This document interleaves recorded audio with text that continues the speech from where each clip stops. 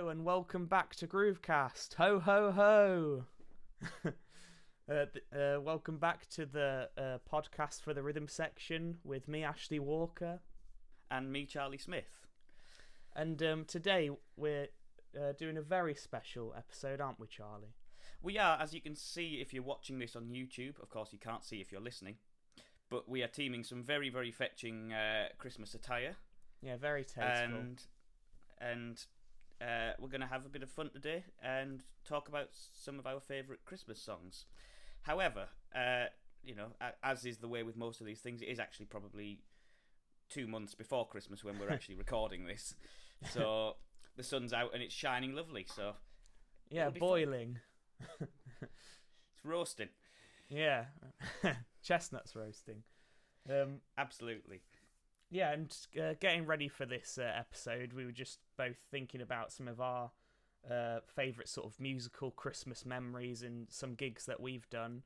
And I know there were some stories that I was reminded of, and I know you've done a few nice little Christmas gigs, Charlie. I wondered if you wanted to share any to get us in the Christmas mood. Yeah, I've done a few over the years. I did a lovely Christmas Eve one at a hotel a couple of years ago. That was very nice. Got very pampered. Yeah. Even as a musician, it was great. And I did a few the Christmas before the pandemic started over in Blackpool, just doing some corporate things, and had a very nice incident on the way there for, I think it was either the penultimate gig or the New Year's Eve gig, where we got 3/4 of the way there and the poor singer realised that he'd forgotten his iPad, which ordinarily wouldn't have been a bad thing, but of course the way that modern technology is, that iPad controlled the mixing desk.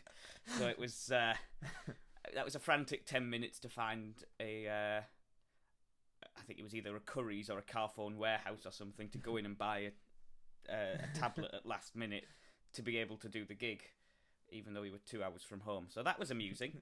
So yeah, but this year's kind of be a bit different, so for me at least, because I'm going and doing pantomime, which I know Ashley's done before, but it'll be a first for me. Oh no, you're not. Thank you. So yeah, throwing it over back to you Christmas jester. Tell us about some of your gigs. Yeah, I've done a couple of Christmassy gigs with my own band, and there's one or two stories that I'll save for later because we can link them in with the songs that we're talking about. But tenuous links. We like a tenuous link. But the one that springs to mind for me is a light switch on gig we did quite a few years ago. And getting very excited about it because working with a sound company that we'd heard of before and thought it was going to be an excellent gig, and all our friends and family and teachers were going to go and watch us. And then obviously the disappointment when we turn up and realise that there's 3 mics to split between a 5-piece band, which includes a full drum kit, 2 singers and 2 guitarists.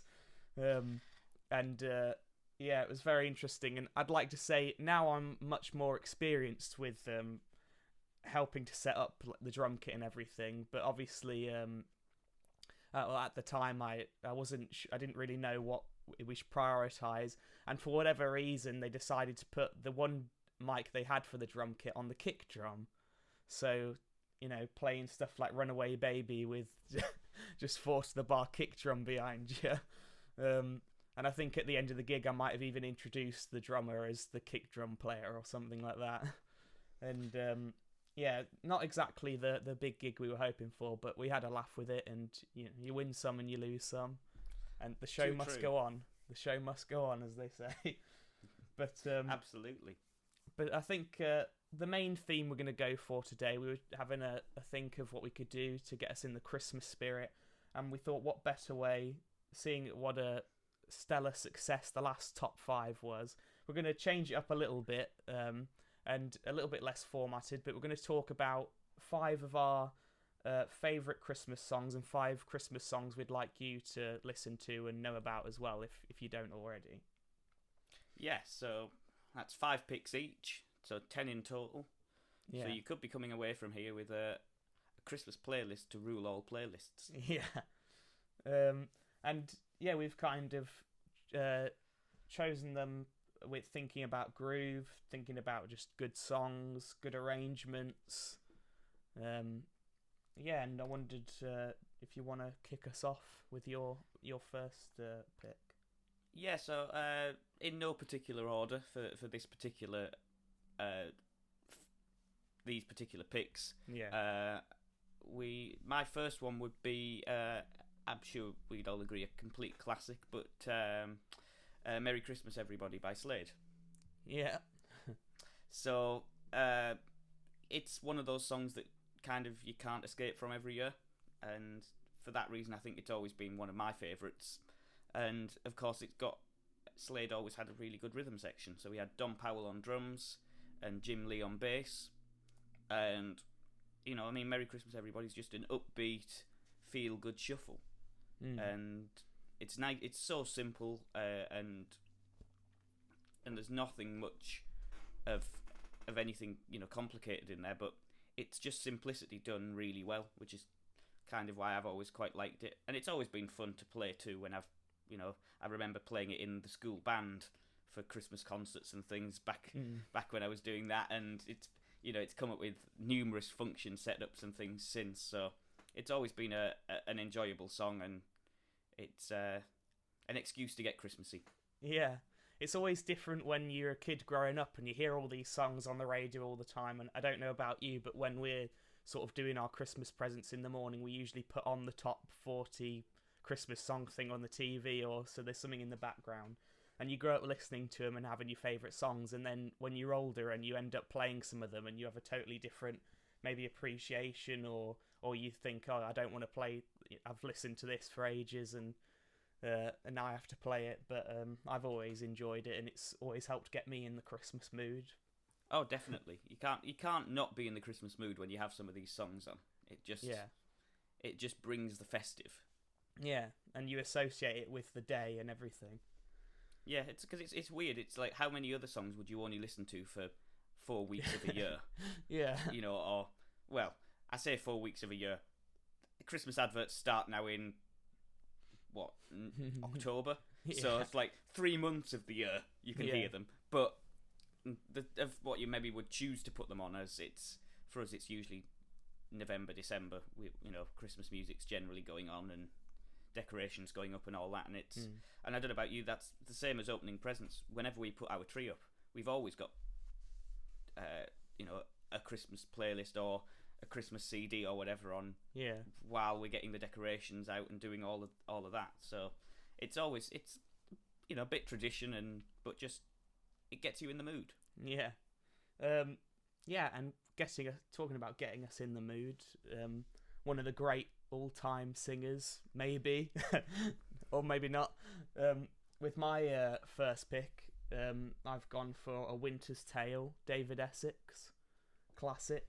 And it is a song. It is a classic, and a song that I am shamefully have to admit that I wasn't aware of till, I think about 5 years ago or something like that.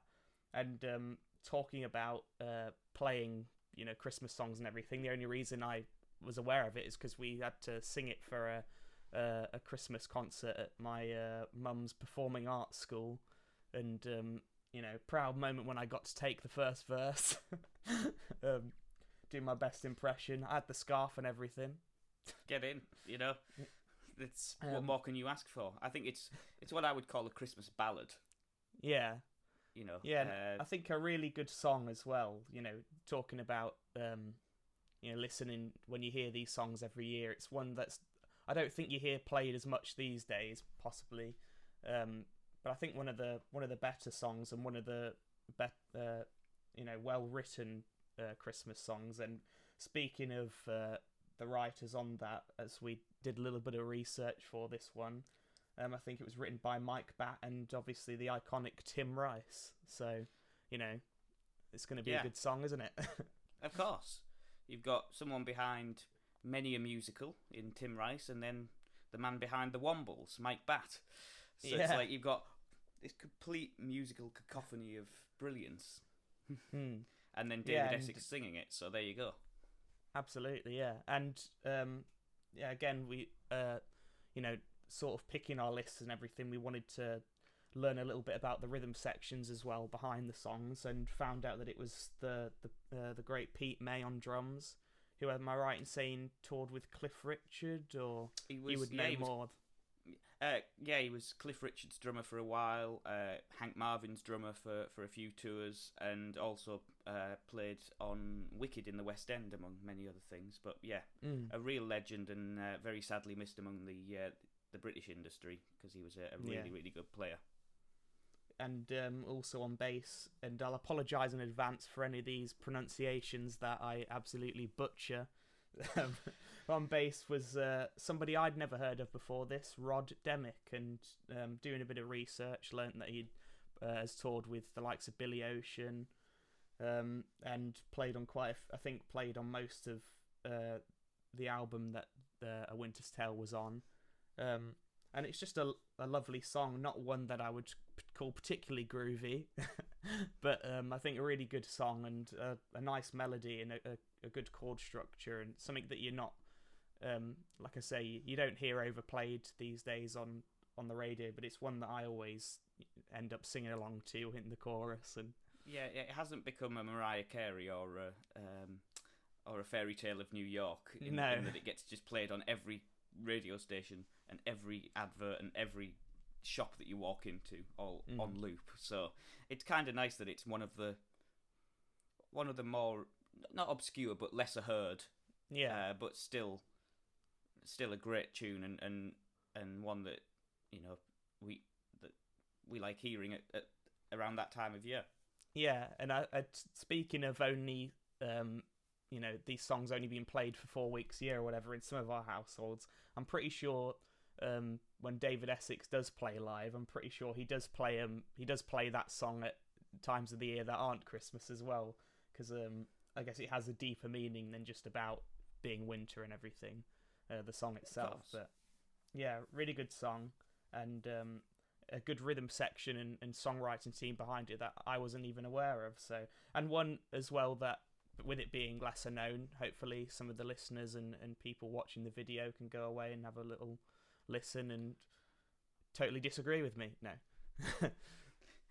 Take in the brilliance is what you mean to say. Yeah. So that's our both of our first picks, and so what's your second?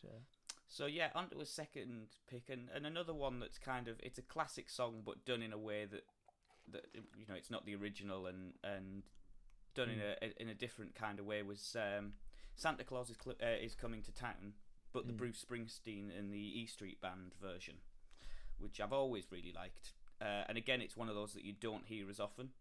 You tend to hear the original or other versions of that song, rather than this classic version recorded live in 1975. As I found out when I was looking into it. So you've really got but it has a very live feel about it. You know, you can tell that it wasn't done in a studio. It's got a rawness, but also it really just sounds great. And again, which is becoming a bit of a theme for me, as I'm sure you'll notice on Christmas songs, it's got a shuffle feel. I think it's just something about a shuffle feel just works at Christmas with its upbeat and bouncy nature. And this is I'm just looking down my list. 3 of my 5 picks are all shuffles. So love a shuffle. We love a shuffle. And rhythm section wise on this, we've got, of course, 2 very long time members of the E Street Band, Max Weinberg on drums and Gary Talent on bass. So you know, you've got a really, really solid section there with the boss over the top. Yeah. I was actually, because I had heard that version before, but I hadn't heard it in quite like a couple of years, I don't think. And then we were talking about our lists and everything a few days ago, and literally, I think the day after you were talking about this version, we were watching a film and it was on the film. And I don't think it was necessarily a Christmas themed film, but it came on. I thought, oh yeah, good pick, Charlie, good pick. Yeah. Well, I would hope it wasn't a Christmas-themed film, considering what time of year it is now when we're doing this, compared to when this will be going out. Well, we're watching Nativity in July. Well, there you go. You know, you got to slip it in there somewhere. Yeah. But yeah, on to your next pick. What are you thinking? Yeah, my second pick is a song that is one that, again, well, it is played quite a bit, and it's not one that we necessarily play a lot in our household, but in the bass lessons that I've had in years gone by, I know a couple of years ago, the Christmas before the pandemic, I was doing a pantomime, as Charlie mentioned, and I couldn't get a bass lesson in, and my bass teacher wanted me to do this song because it was like Christmas themed, and then it went by and we couldn't get a bass lesson in, and so it was forgotten. And then when it was in between the lockdowns and everything last year, and I started having lessons again, we were gonna do it for Christmas, but then obviously everything happened last year with Christmas and we couldn't do it. So then we just thought, oh, sod it, and we'll just do it in in the summer. So we started doing it in our bass lessons, and I didn't actually realise what a great bass line this song had. So coming to do this list, it was one that I instantly came to mind for me, just because of the good bass line and kind of a good groove to it. And it's Christmas Wrapping by the Waitresses, and totally different to my last pick in that the melody's not exactly, I don't know what you'd call a fantastic melody or anything. Quite unique in the way it's sung and almost spoke in a way, but just for the sheer sort of groove, and one of those rare Christmas songs that has such a good bass line to it. And I think there's like chords in it and in the bass line itself, and written and produced by Chris Butler, who once again I hadn't heard of before this, but I think it was kind of in that era when producers were becoming a little bit more maybe controlling of it and wanting to baby the piece a little bit. And I think he played a couple of the instruments on it as well as writing it. Drums, again, apology for the pronunciation, William either Feaker, I think, on drums, who I'd never heard of. William Joseph Feaker, but yeah, I think the drums do lock in really well with the bass on this song, and one where the drums are really maybe a little bit more reserved than the bass line, because the bass line's so wild in it, really. And speaking of the bass, it was Tracy Wormworth on bass, who I'd always heard a rumour before this that it was the great Lawrence Cottle that had played bass on it, because it was such a wild bass line and chords, and I think it was that era when he was playing on everything. So it was kind of among the bass playing community, talking about Christmas Wrapping. Oh, it was Lawrence Cottle who played on that, but I'm here to disavow that. It wasn't. It was Tracy Wormworth. And you had that disproved. yeah. She's had quite a stellar career, touring with Sting, Wayne Shorter, Little Richard. So she's good. I mean, if she's toured with all those guys, and I think she's got a musical family as well. I think a drummer and for a dad and a drummer for a brother as well. One of which I think was on the Conan O'Brien show, like Max Weinberger. Max Weinberg led the band, I think, on that show for a while. Yeah, and then I think it was later on the Tonight Show that he was band leader. So it's a lot of these musicians get about a bit. As we found out.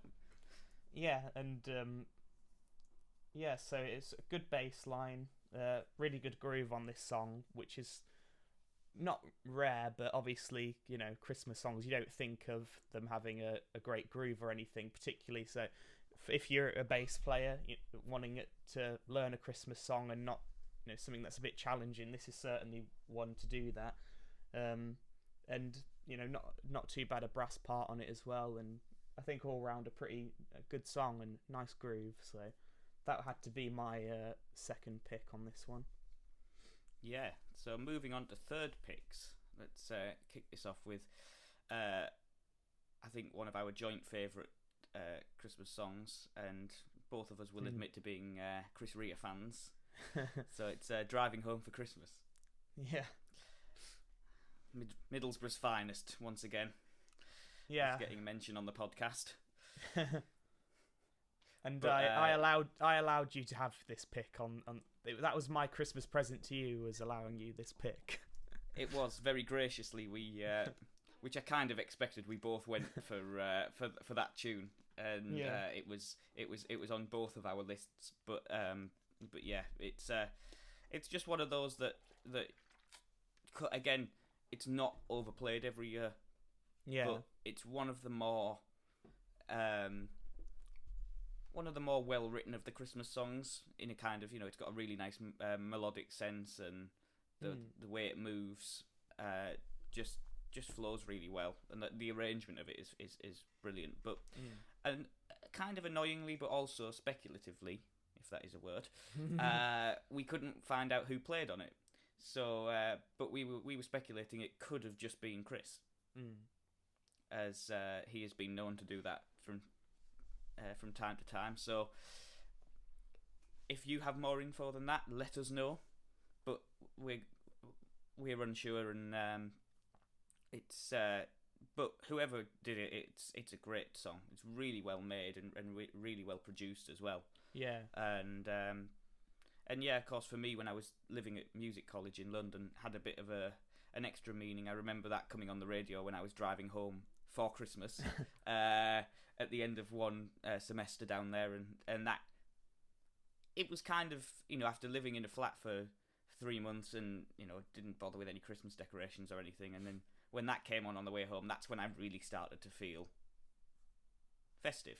So it was quite cool, and of course the song itself was actually written about a journey from London to Middlesbrough, which is kind of nice, and it's I mean, it's you can understand why you would write a journey about leaving London and then going to Middlesbrough, because who wouldn't?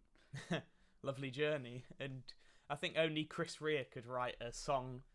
So many of his songs are obviously about driving and being in his car, and only he could write a song sort of about a journey in a car and make it such a nice song. And am I right in saying that was sort of off the back of the Fool If You Think It's Over era, or was it a little bit later than that? I think it was about that time, if a little bit later, but it was one of those that it would make sense for it to follow that, because he was coming off a very again, a very melodically written song, rather than some of his more raucous stuff. It was a lot more keys and keyboards and piano based songs at that time, which I really enjoyed. And Driving Home for Christmas as well has such a good piano part to it, and a great arrangement, a great string arrangement as well. Yeah, and I do love the bridge in there where it just all falls away and then builds back up. Yeah, and it moves through some really nice chords and a really nice almost scene change before it comes back in with the next verse. Yeah, and I think it was being from Middlesbrough as you are, and as my dad's side of the family is, we're naturally big fans of the comedian Bob Mortimer as well.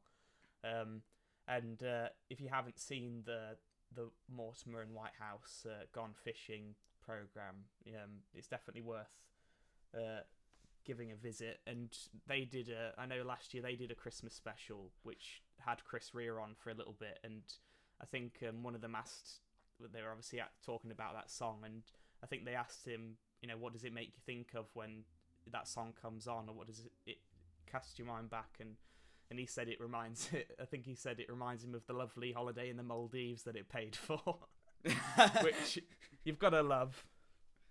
Well, yeah, and he's not the only one who spoke like that about his Christmas songs. I mean, Noddy Holder famously, about Merry Christmas Everybody, said that it's his pension pot. Yeah. Because he earns so much off it every year. He doesn't even think about spending at Christmas. It's just all paid for. Yeah. It's one of those things, I think, when you get to a certain level, like your Elton Johns and your Paul McCartneys and Chris Reas, and you get to a point, and I think I've heard a lot of stories of the labels, kind of pressuring these artists to write a Christmas song or to do a cover of something, or just because it sells albums. And I think if the artists that have done that and written Christmas songs and not done a cover and actually written one that's totally original, like Driving Home for Christmas is. It's not really been done before, and then for it to just to become a standard Christmas song, I think that shows the caliber of the artist actually. Yeah. And yeah, I think a really good pick, that one, Charlie. Well done. Thanks for letting me have it. What are we on number 3? Are we now? We are. We're on number 3. So your third pick. My third pick, and kind of picked this one because of the history that I have with it, and just because, you know, of the great artist that it belongs to. It's Run, Rudolph, Run, and it's Chuck Berry, by Chuck Berry. Is it a Chuck Berry original, or is it a cover? I'm not sure. It might be an original. I think it's an original, but we say original, and I use that word very loosely because if you've listened to Run, Rudolph, Run, and it's, I think, either on the same album or like just after the Johnny B. Good, the when he did Johnny B. Good, and it's almost identical to Johnny B. Good, you know, being a 12-bar blues and just being up a tone, I think it is. But it's got some really good musicians on it. Obviously, that era when you know, a lot of quality musicians in the sort of recording industry that didn't get named and didn't get credited. But now you can obviously go and Google and go and see, and learn that Bo Diddley played electric guitar on it. And I think you said something about Bo Diddley, obviously one of the only artists that has his own. He's got a rhythm named after him. Yeah. Bo Diddley. The Bo Diddley figure, so yeah. Which is of course come from I think it was Hey Bo Diddley was the first song that used that, and then it's become synonymous with him ever since, and you know, being picked up and used by everyone from George Michael to Jeff Porcaro. Yeah. So you know, if you've got players like him on your record, you know you're doing well. But yeah, I didn't know he was on it. The drummer, I cannot read my own handwriting. I think it was Fred Bello, I think, was the drummer. Again, I hadn't heard of him, but I think he played on Johnny B. Good as well, because it was, you know, of that era. And also, doing some research for this, we learnt that the backing vocalists were a group called the Moonglows, and of course, a past member of the Moonglows was Marvin Gaye, funnily enough. Who'd have thought it? So it all links in. But I think it's the links in this episode. Getting all the links, all the Christmassy links. Yeah, I think it's a nice song, and it's again one of those, with a couple of these ones that I have picked. They're not ones that you hear a lot on the radio, and this one I had heard, but one of the main reasons that I did pick it and ended up learning it of the song was another Christmassy gig that I did a few years ago, and unlike the light switch on one, we were asked to, you know, play a few Christmas songs at this gig. And being in a band with just guitars, you find yourself clutching at straws a little bit with you know, trying to find Christmas songs that don't rely on a piano or don't rely on strings or brass or so we, you know, tried to learn some, and had quite a short period. So we learnt this one, and I think we learnt the Jingle Bell Rock, but we learnt like a funny version of it that just had guitar in it. I think it was a Hall & Oates version or something. And getting to I think we did 2 nights in a row at this same place, and having to play this song about 3 times in the same set because it was the only Christmas song we knew, and then doing Johnny B. Good straight after it, and people thinking it was the same song because they're almost identical, other than, oh, we're going up a tone. We're going up. Is Johnny B. Good with bells on? Yeah. Quite literally. Yeah. So yeah, it's a nice song, and one that I sort of became aware of because of that, and it's kind of stayed in my Christmas playlist ever since, really. Catchy, you know, nice feel to it, and I don't know who the bass player was on it. Doing some research, obviously in those days, like we say, people weren't credited, and it's quite hard to know exactly who played on it, but I think it is the same bass player who did Johnny B. Good as well. So if anybody knows who that is, please let us know. It might have been Chuck Berry himself. We don't know. Who knows? But that's my third pick there. Yeah, and a very good pick too. A classic rock and roll song. Yeah.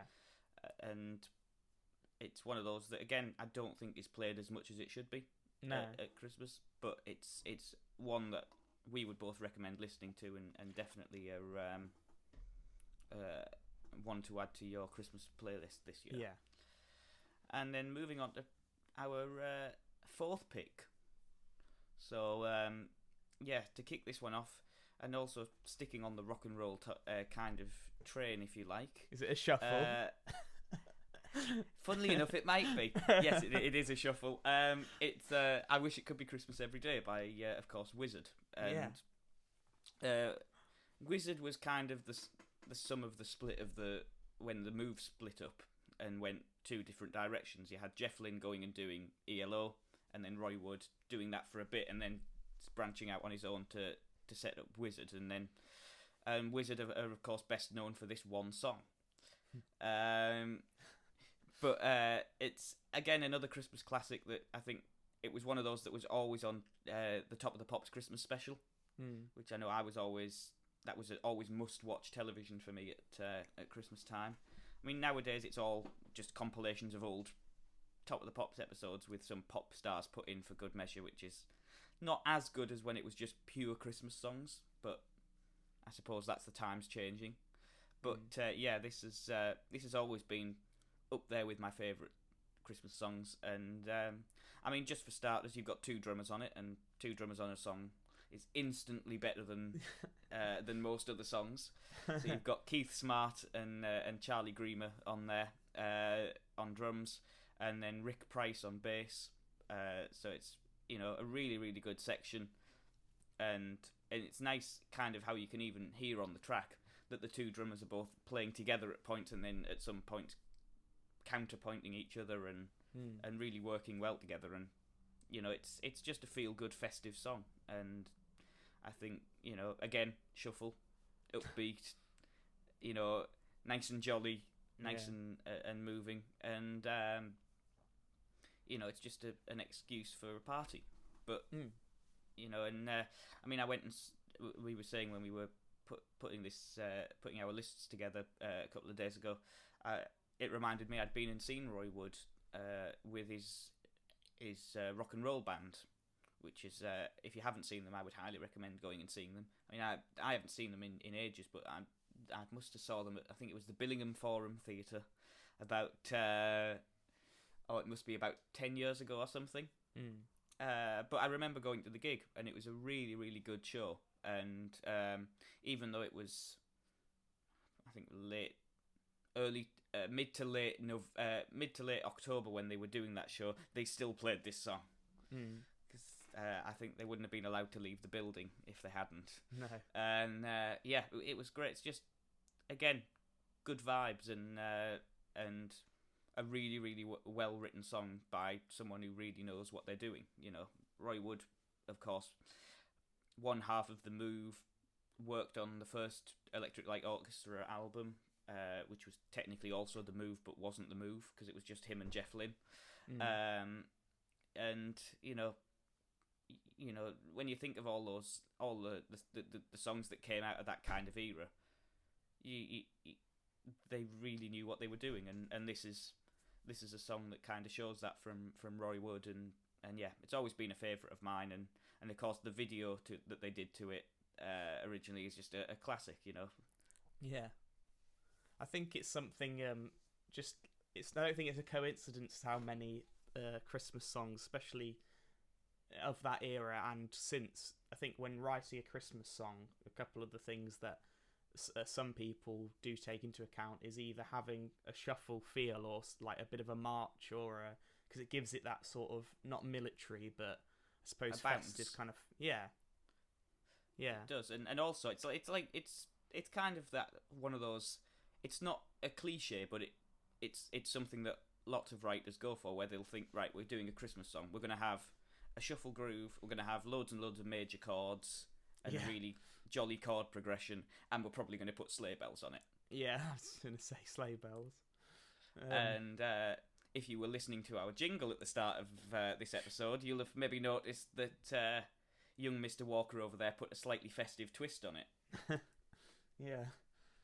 That's if it makes the cut. No, just joking. If it is. Too late now, we've talked about it, you have to. Yeah. Yeah, speaking of Sleigh Bells, my fourth pick, another one, and I've now just realised going back over it, how many of my, in fact, I think all but one of these, you won't really have heard much on the radio sort of this year, or and this one you certainly wouldn't have, because it's sort of a little bit off of the usual track. And speaking of Sleigh Bells, it does start with Sleigh Bells, now that you've mentioned it, I think. And it's Christmas in LA, and it's by Wolfpack, of course, my favourite band. No. Would it be a Groovecast episode if Wolfpack didn't get a mention from you? It would. We're keeping with all the traditions here. Yeah. It's again talking about Christmas songs and songs that only are played for 4 weeks or whatever, from a certain point a year. This song, I think Wolfpack play at every concert they do, and it's because it's, even though I think it was written as a Christmas song and it's a Christmas themed song and everything, it's about Christmas in Los Angeles and the fact that obviously there's no snow and there's nothing really to differentiate. I don't know why I attempted that word. There's nothing. It's not really any different than any other time of year, other than the decorations. The weather's still obviously boiling hot. There's obviously never any snow. But it's a really, like we've mentioned there, a jolly song, but one that I had to pick because, again, thinking of our sort of lists and songs that we listen to, me just thinking personally about the songs that are on my playlist during Christmas or going in the car somewhere, around the December time. This is always on my playlist, even though I listen to it all year round anyway. Just because it's a Christmas song and it's one of those rare ones that has a really good groove, a great bass line. And the musicians on it were, I think at the time it was a Wolfpack sort of original lineup, so it would have been Joe Dart on bass, Woody Goss would either have been, I think, on keyboards or the sort of whirly or the organ that they have. I'm not sure what it is on the actual recorded version. When they play it live, I think he's on sort of the organ. Jack Stratton on keys as well, and drums and singing it would have been Theo Katzman, which is I know one of the songs that you've picked, you've seen, a couple of the songs you've seen live, and I know I think it might be your last pick is one that you've seen live, and you might have mentioned before, I'm not sure, and I've mentioned this before, having seen obviously Wolfpack live, and they played this one live, and they always do. If you haven't seen it before, you've definitely got to go check it out on YouTube. Them playing this song, they did it at Madison Square Gardens, and they do it at Red Rocks, and Theo gets up from behind the drums and gives the audience a 3-part harmony, and they did it live when we were there, and the fact that the audience actually held down this harmony was amazing. And then he goes crowd surfing on getting carried across 3,000 people or whatever. So I had to pick that one. Great groove, really good harmonies on it. And also, just another mention for this song is on YouTube. A couple of years ago, there were all these choirs around the world learnt this song, and then I think Wolfpack pieced together this video, and it's on YouTube. It's a really lovely video. It's like kids just in their living room, and then all these massive choirs in Germany and Belgium and in England as well. So a lovely song, and sorry for picking another Wolfpack. I had to give Wolfpack a mention, otherwise I wouldn't keep my sponsorship. No. And speaking of giving people another mention, here's another one who's come up on Groovecast before, as we well know, and yeah, my final pick is Paul McCartney and Wonderful Christmas Time, which again is just that's how you write a Christmas song, if you ask me. You know, it's simply done. You know, Paul played everything on it himself, as is the mark of a true control freak. No, but yeah, everything's just done really well, and of course, as we were joking before, it was the bass and the drums really locked together. Funny that. It's almost as if they were played by the same person. But so it's just one of those songs that I think is again one of those that comes around every Christmas. It's not the most played Christmas song in the world, but it's one that definitely deserves the attention. And yeah, there's what can I say? It's again great arrangement, nice feel. It's got sleigh bells on it. That's always a win. It's got children's choirs on it. That's always a win for a Christmas song. Yeah. And the video, of course, that they did at the time was Wings having a nice Christmas in the pub, even though which is ironic considering that it wasn't a Wings song and none of the other Wings members played on it. But yeah, it was it's a great tune and another McCartney classic. And of course, as you were dropping hints to just a moment ago, I have actually seen Paul play it live. Yeah. At the O2 Arena in London back in 2018 when I saw him at I think it was his last gig of the year on that tour and it was a mid-December night in London, and as we've spoke about on Groovecast before, of course he had the great Ronnie Wood and Ringo Starr joining him on stage. Roger Daltrey was in the audience. I think Harry Styles was in the audience for it as well. As you do, and it was a real coming together of lots and lots of musicians at that gig, and it was a wonderful gig. And for that particular song, it was I think he invited a kids choir up on stage, so he had 40 kids stood behind him singing their hearts out as well, and snowing in the arena and all that. It was brilliant, and it was just a really, really cool moment. That again, it's not something that he would regularly perform. It's not something that's in his set list all year round. He does it maybe once or twice if he's got a show in December, but it's McCartney, so kind of most of his shows tend to be over the summer or earlier in the year, so it tends not to get that much of an airing. But I was glad it did, and of course, doing that, it was his band played great. Of course, we had Abel Boreal Jr. on drums. I think Paul was playing bass on it. Yeah. When they did it, because of course he switches between bass guitar and piano at various moments. But I'm fairly sure he had the Hofner on at the time, and it was bopping and grooving along, and yeah, it just sounded really great. And again, it was one of the couple of surprises that night that no one was expecting him to put in the set list, and just again, yeah, a really cool moment, and one that I'll definitely treasure, and I know one that you wish you were there for. Yeah, definitely do. And again, like we said with the Chris Rea thing, and these artists sort of being asked to try and write a Christmas song.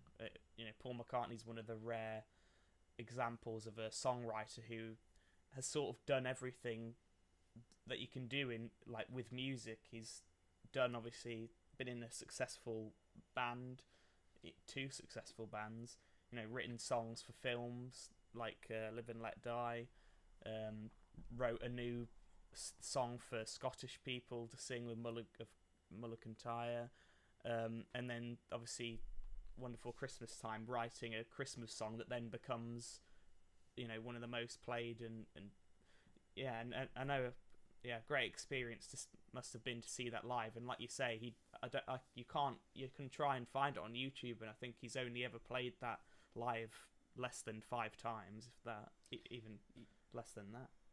Yeah, I think he did it with Wings on the 79 tour, but after that I think it really got shelved for a while, and it's only come out on occasion if he's doing a gig in at Christmas time. And I think he always likes to do it to get a kids choir up as well to join in. And I bet for the kids in that choir will have been something they'll never forget doing. definitely. And then for my final pick, once again, certainly one you won't hear on the radio unless you're listening to a big band station, maybe. Is well, just funny you should mention that. Do we know a big band radio? Yeah. Do we? Well, if you are into your big band, as we've mentioned many times before, we've got Steve Walker's Big Band Bash on Coastal Sound Radio every Wednesday. And you can tune into that for 2 hours of the finest big band sounds around. And you might hear Steve, this. you can pay me later. Yeah, he can pay me later for that one. Yeah. Checks in the post.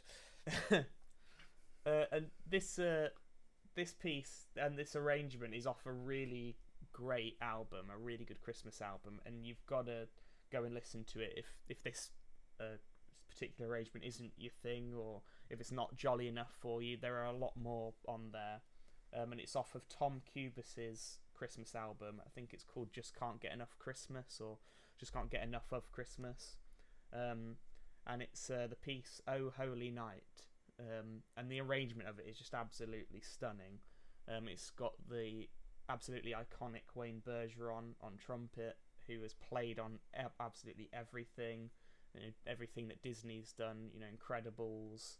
I think he was on Whiplash. I know that's not a Disney film, but still worth a mention for the musicians. La La Land, more recently. He's played on absolutely everything, and I know it's not obviously a rhythm instrument, but the trumpet part on this piece, I won't embarrass myself by trying to guess what note it is, but I think it's like a triple high C or something that he plays. And I apologise to all the brass players that are now mocking me. That handful of people listening will be coming for you, I'm sure. Yeah, but it's just absolutely incredible. Bass, again, I'm not sure who. There was a couple of different bass players on this album. There was an electric bass player who I think's only credited on playing one or two of the pieces. So my guess is it's this guy Trey Henry, who I understand is an upright bass player predominantly. And drums, Ray Brinker, I think is his name. I'm again sorry for the pronunciation if I've got that wrong. I'm sure you can write in and correct me if I am wrong. But it's actually obviously a great brass arrangement of it. And there's a really good solo. I think it's the alto sax as a solo in the middle. And while that's going on, there's such a good groove that's really underrated in this track underneath it, and quite a lot of syncopation between the bass and the kick drum. I just can't get enough Christmas. Yeah, that is the album. Just looking on my notes over here. Really he's loved done his research. Proving that I've done my research, but not on the pronunciation. Really just fantastic piece. And like I say, go and listen to that album because there's so many good arrangements on it, and it gets me in the mood. And there's a very good YouTube video if you go have a look on YouTube. Oh Holy Night, Tom Cubis live. And I think they're just in a small venue somewhere in the States. And I think that's the video that sort of gave this song its wings, if you like, and sort of made it a must-be in big band pads. And I know when my dad's band comes around for their Christmas concerts, it's one that's usually put at the front of the pad. So lovely piece, great groove, and top-class musicians on it. I'm sure. I know googling it, there's a lot more musicians that deserve mentioning on it, but we just haven't the time. But as you say, just another one that's a hugely underrated version and a really nice arrangement. So glad that made the cut. Yeah, and like we say, I mean, I know with our lists, which we were trying to sort of go for something different with. Going for groove, which is what we're all about, but also just underrated and songs that we hope that people listening or watching this will go away and listen, and if you haven't heard it before, especially with some of the picks on my list, if you haven't heard them before, go and have a listen, and it might be something that you enjoy and you can add to your Christmas playlists and stuff that you listen to on Christmas Day, and gives you something new to listen to rather than just the kind of same stuff that we do here. Yeah, it's a nice difference from the regularly played Christmas hits. You know, of your Mariah Careys and your Shakin' Stevens and all of that, which is they're all great songs too. But it's nice to vary it up a bit and have a few mood changes that certainly, hopefully, we've given you a few new songs to check out, and if there's any Christmas songs that you've come across that you think we should check out, of course, do let us know as always, and you can find us at Groovecast UK on Instagram and Facebook. Yeah, and do you wanna give us a quick rundown again of your list in case people are just tuning in now? Yeah, it's a late time to tune in, and I would recommend, if you have just tuned in, go back to the beginning. Yeah, it's worthwhile. But yeah, a quick rundown of my list. My first pick was "Merry Christmas, Everybody" by Slade. My second pick was "Santa Claus is Coming to Town," the Bruce Springsteen and the E Street Band version. Third pick was "Driving Home for Christmas" by, of course, Chris Rea. Fourth pick was "I Wish It Could Be Christmas Every Day," Wizard. And my final pick was Paul McCartney and "Wonderful Christmas Time." Yeah, so if you haven't heard any of those before, or you just want to get yourself into the Christmas mood, I hope you're already in the Christmas mood by this point that this episode is out, but definitely go ahead and listen to those. And my list here is, my first pick was A Winter's Tale, David Essex. 2 was Christmas Wrapping by the Waitresses. 3 was Run Rudolph Run by Chuck Berry. 4 was Christmas in LA by Wolfpack, and 5 was Oh Holy Night by the Tom Cubis Big Band. So yeah, that wraps up our Christmas episode, and from both of us here at Groovecast, we hope you have a very safe, very happy Christmas this year, and any year that you may be listening to this podcast. But yeah, and normal service without Christmas jumpers will be resuming in the next episode come the end of January. Yeah.